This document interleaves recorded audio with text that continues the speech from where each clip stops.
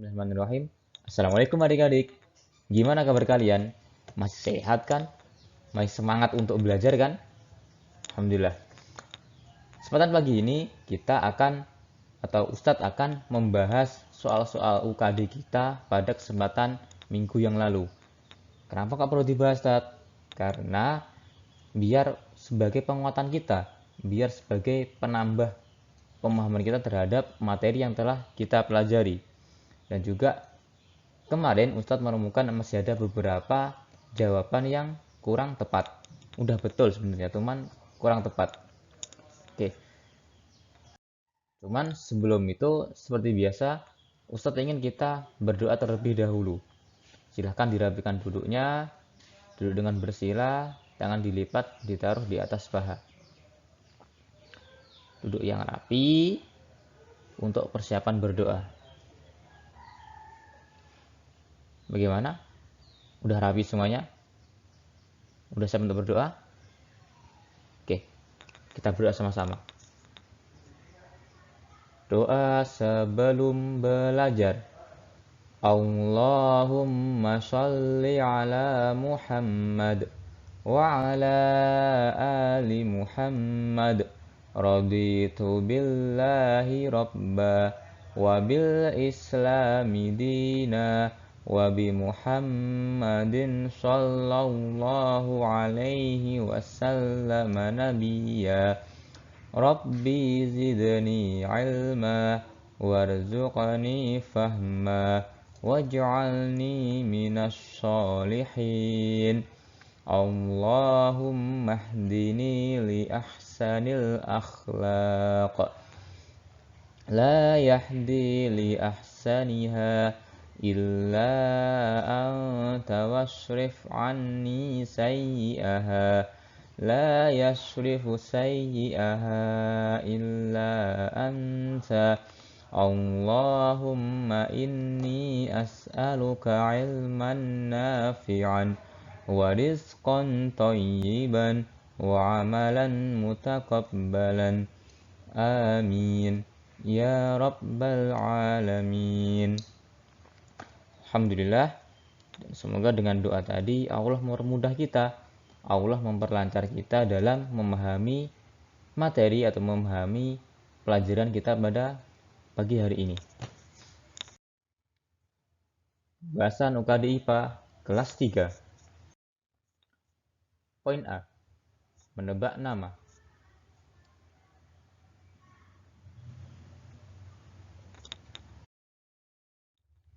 Oke, yang pertama ada soal yang berbunyi atau soal cerita yang berbunyi, aku termasuk wilayah daratan. Aku menjadi tempat rekreasi yang menyenangkan. Ombak datang dan pergi mendatangiku. Aku berbatasan dengan laut. Apakah aku? Ada yang tahu jawabannya? Yap, jawabannya adalah pantai. Nah, kalau misal ada yang menjawab selain pantai, berarti jawabannya kurang tepat. Setelah itu, ingat-ingat ketika ada suatu wilayah yang dia biasanya menjadi tempat rekreasi dan dia juga memiliki ombak dan juga berbatas langsung dengan laut, itu dinamakan atau daerah itu dinamakan pantai. Oke, kita lanjut ke soal nomor 2 atau soal cerita nomor 2.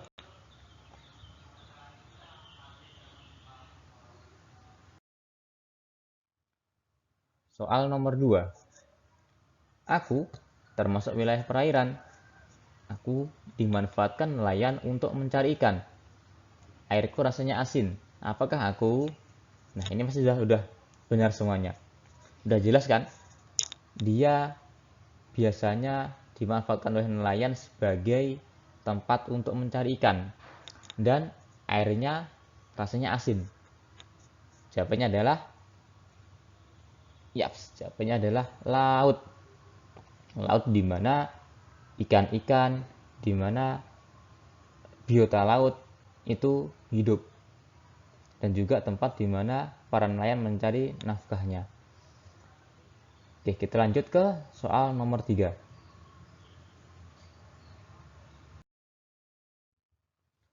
Soal nomor 3. Aku termasuk wilayah daratan. Aku diciptakan oleh Allah supaya bumi tidak berguncang. Aku menjulang tinggi dan kokoh. Aku bisa meletus dan mengeluarkan lava. Apakah aku? Jawabannya adalah apa kemarin? Yap, jawabannya adalah gunung. Gunung adalah makhluk Allah, adalah ciptaan Allah yang dimana dia berfungsi sebagai pasak bumi, sebagai penahan bumi agar bumi itu tidak berguncang, agar bumi tidak selalu gempa setiap harinya. Nah, dan juga gunung Allah ciptakan dia menjulang tinggi dan juga kokoh sebagai bukti bahwa Allah itu mampu menciptakan makhluk yang kuat. Karena apa? Karena Allah itu adalah zat yang maha kuat. Dan juga gunung biasanya dia atau ada gunung yang bisa mengeluarkan lava dan juga ada yang bisa meletus. Itu adalah soal nomor 3. Sekarang kita lanjut ke pembahasan soal nomor 4.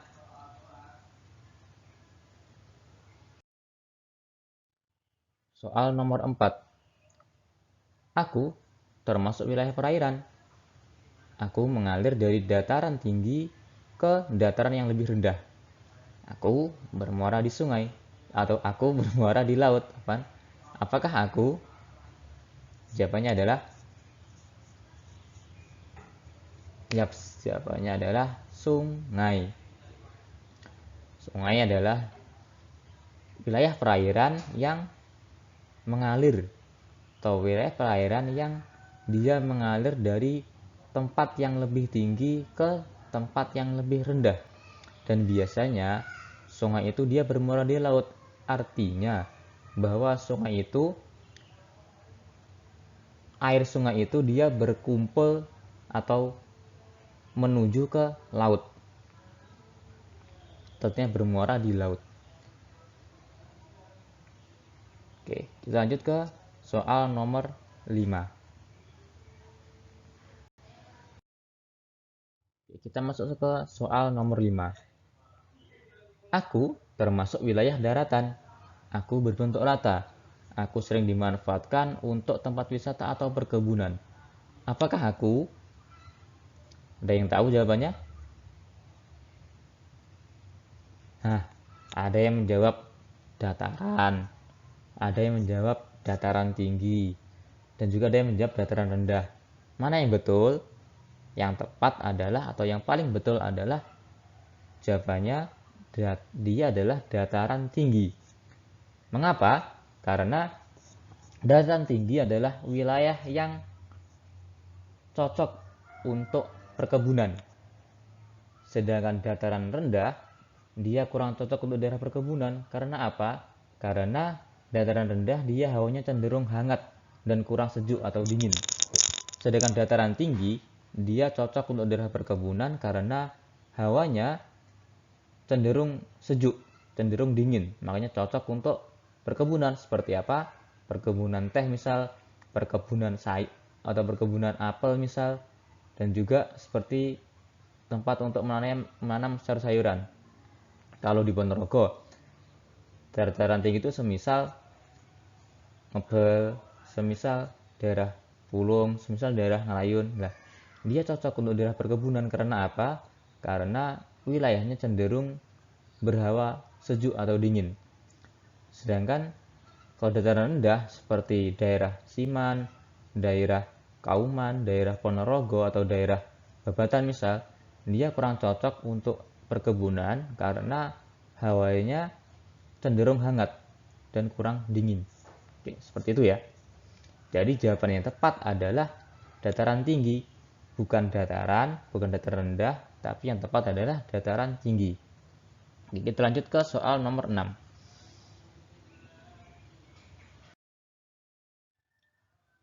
Soal nomor 6 berbunyi, aku termasuk wilayah perairan. Aku dikelilingi oleh daratan. Aku ada yang diciptakan oleh Allah dan ada juga yang dibuat oleh manusia. Apakah aku? Apa jawabannya kemarin? Yap, jawabannya adalah danau atau telaga. Jadi yang menjawab danau boleh, kalau yang menjawab telaga juga boleh. Oke, kalau danau, misalnya danau apa kemarin? Ya, Danau Toba di Sumatera. Itu salah satu misalnya. Kemudian kalau telaga di sekitar sini, apa namanya? Ya, ada telaga Ngebel dan juga ada telaga Sarangan. Telaga Ngebel adalah contoh wilayah atau contoh telaga yang alami yang dibuat langsung oleh Allah Subhanahu wa taala. Sedangkan telaga Sarangan adalah contoh daerah telaga yang dibuat oleh manusia. Jadi dia tidak timbul secara alami, cuman dia sengaja dibuat oleh manusia untuk keperluan tertentu. Oke, ini adalah soal poin A yang terakhir. Sekarang kita lanjut ke soal poin B. Poin B, menjawab pertanyaan.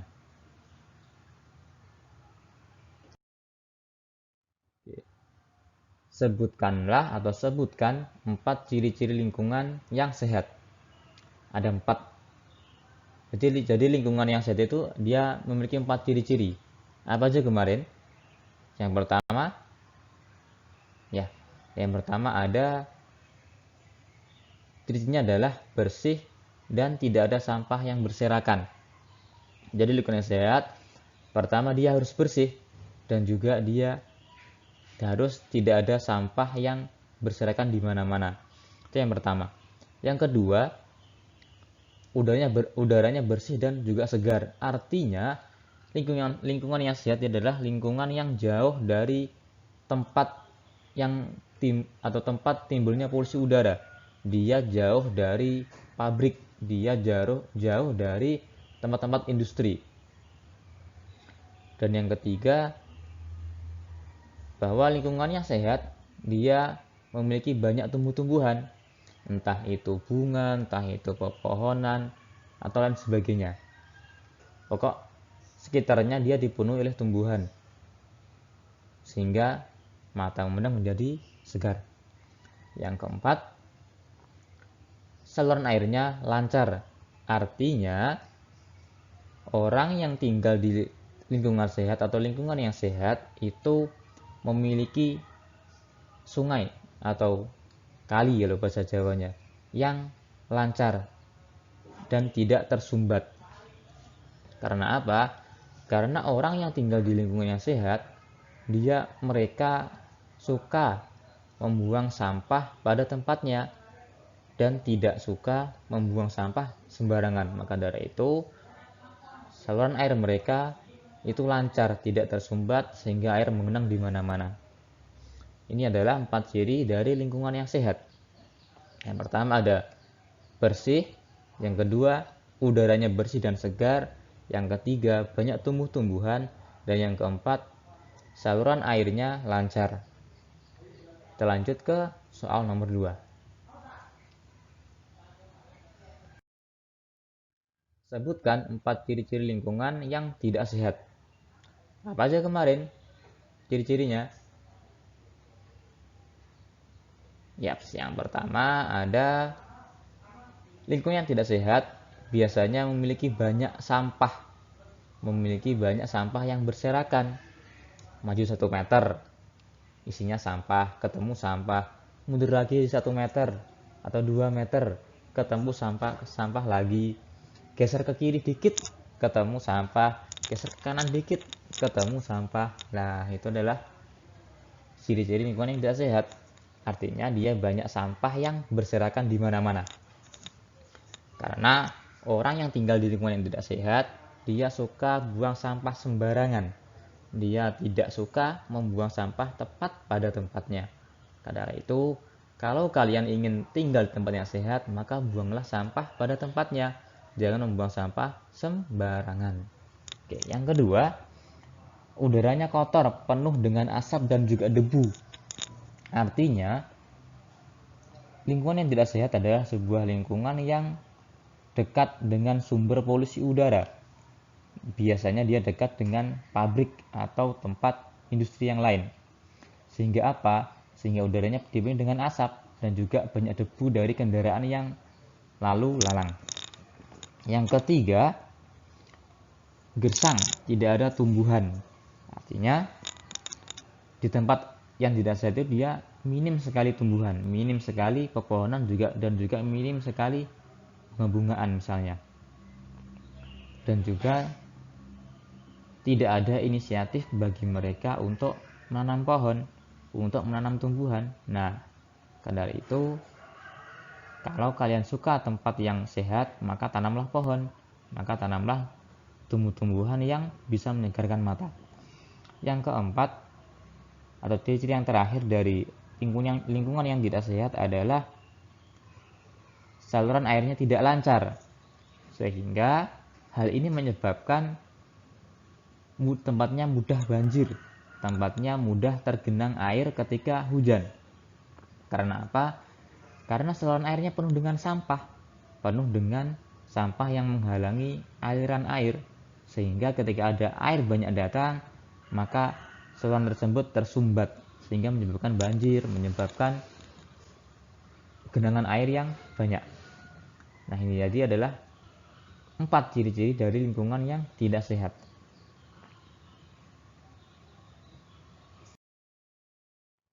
Dan alhamdulillah itu tadi adalah pembahasan soal UKD kita pada kesempatan pagi hari ini.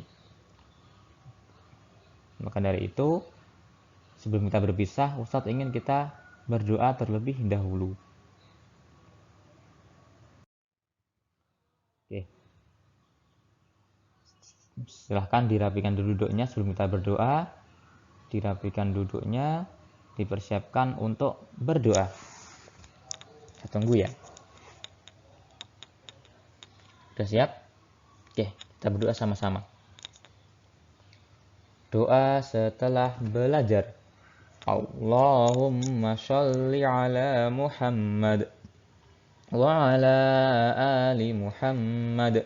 Allahumma inni a'udzu bika minal azzi wal kasal wal jubni wal bukhal wal harami wa adabil qabr. Allahumma ati nafsi taqwaha wa zakkiha anta khairu man zakkaha anta waliyuha wa maulaha. Allahumma inni a'udzu bika min ilmin la yanfa wa min qalbin la yakhsha wa min nafsin la tasba' wa min da'watin la yustajabu laha. Allahumma faqqihna fid din. Subhanaka Allahumma wa bihamdika asyhadu an la ilaha illa anta astaghfiruka wa atubu ilaik. Mungkin sekian dari Ustadz. Pesan Ustadz, tetap semangat belajarnya, tetap dijaga hafalannya, dan juga diseringkan murojaahnya biar hafalannya tidak hilang. Oke, sekian dari Ustadz. Tetap semangat belajar. Akhiran, wassalamualaikum warahmatullahi wabarakatuh.